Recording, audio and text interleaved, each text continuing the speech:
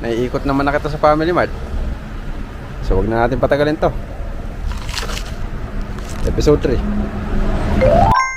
At para sa pagpapatuloy ng ating Nissin Saga series, ang susunod nating isasalang ay ang Big Cup Noodle Curry Flavor.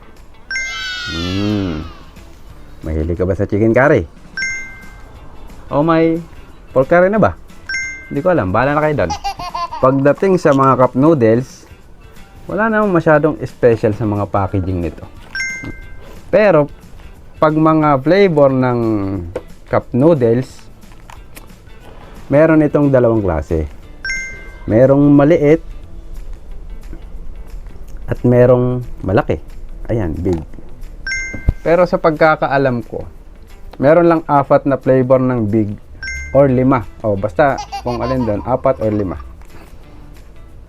Kasama na doon yung naunang 2. So malamang kung maliit yung bibilhin mo, baka magkaiba tayo ng i-scorean or magkaiba tayo ng ibibigay na score. Kasi malamang mas maraming sahog to. Kagaya yan, meron siyang mystery meat. Kumbaga parang mas marami yung meat niya, yung pampalasa. So ibig sabihin, kung yung maliit yung titikman mo nito, medyo iba yung ano niya, iba yung lasa niya. Compare dito na mas nadagdagan yung mystery meat. Ganon din yung original, may mystery meat din yun, kaya mas masarap. So possible yung maliit nun, medyo mababa ng konti. O ganon. Okay, wag na natin patagalin to. Tanghalian ko to eh. So bago natin talaga na mainit, sahog check muna tayo. Okay, buksan natin. Yan. Ito yung nasabi ng Mr. Meat. Ano? Doon laki oh. Lalagyan ko lang ito ng tubig na mainit. Bigyan mo ako ng mga 3 seconds. Finished product. Nagutom na ako eh. Kung mahilig ka sa curry flavor, pwede mong magustuhan to. O sa mga curry na pagkain sa atin, meron naman tayong mga curry flavor eh.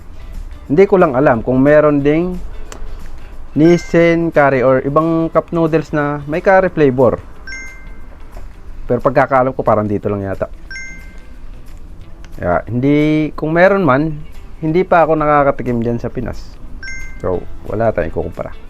Ikukumpara ko lang to dun sa original. Ang tagal lumamig. Ayan o. Okay, pwede na siguro to. Tadakimasu. Gutom na kasi ako eh.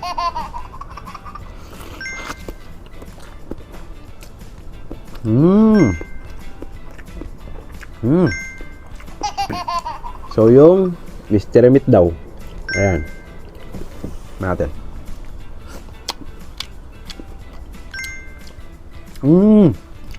Parang ano, bola-bola. Pero iba yung lasa niya doon sa ano, doon sa original. Kasi yung original may mystery meat din yun. Pero iba, magkaiba sila ng ano, magkaiba sila ng lasa. Parang mas malaki pa nga yung mystery meat nito. O malaki lang yung cut nung nakuha ko. Kasi itong isa medyo maliit.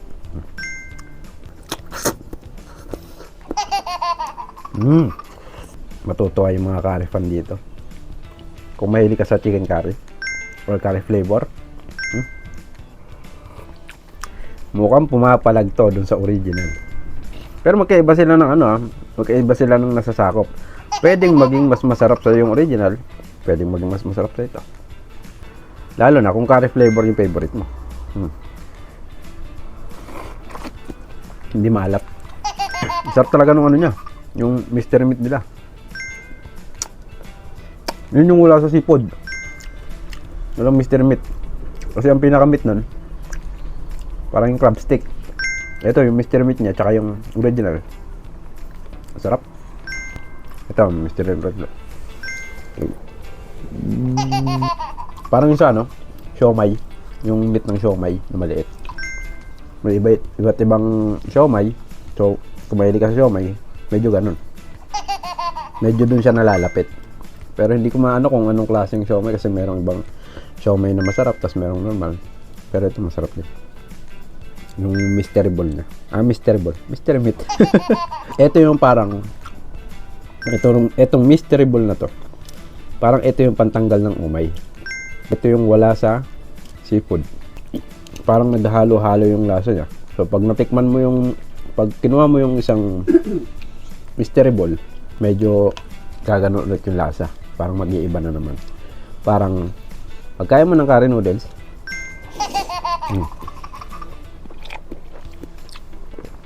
tapos kukuha ka ng isang mystery ball, iba na naman yung lasa niya. Malasa yung mystery ball nito. Ganito yung na-experience ko dun sa original. Pero dun sa maliit na ganito, hindi ko alam kung meron ding mystery meat pala. Mystery ball tayo ng mystery ball. Mystery meat. Kung sa maliit na variant nito, hindi ko alam kung ano meron. Ito, pause ko. Panalo talaga yung mystery meat. Pag medyo na off-put ka na dun sa lasa ng curry noodles, yung pag puro noodles na nakuha mo kasi sabaw,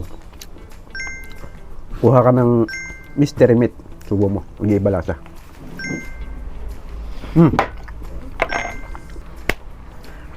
Sarap. At dahil naubos na natin ang ating tanghalian para sa episode 3 ng Nissin Saga, parang may pumapalag.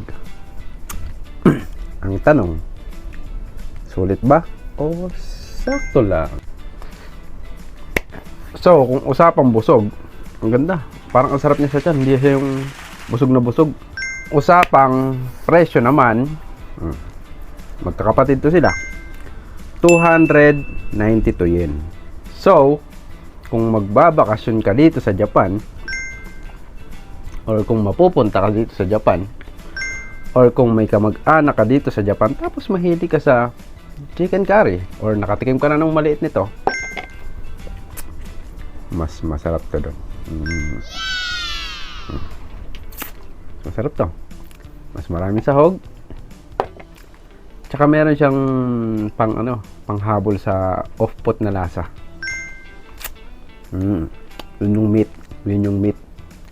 Kung ibabase natin dun sa dalawang nauna, which is yung original tsaka yung seafood, ang ibibigay nating score dito ay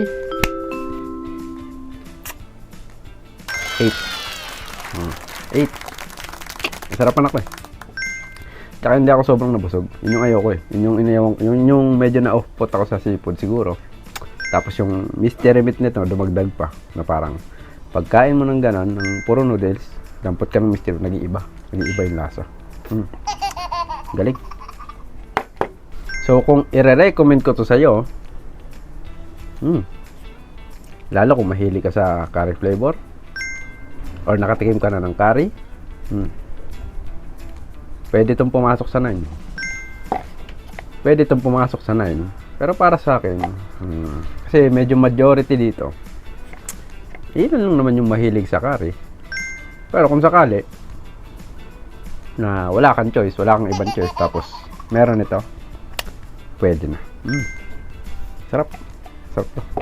So, kung curious ka sa mga lasa, presyo, at iba pang pagkain doon sa convenience store dito sa Japan, make sure abangan mo yung susunod na episode.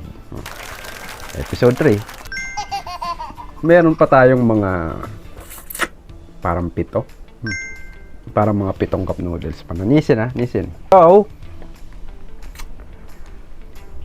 Nissin Big Cup Noodle Curry Flavor. Nakakabusog, masarap. 8.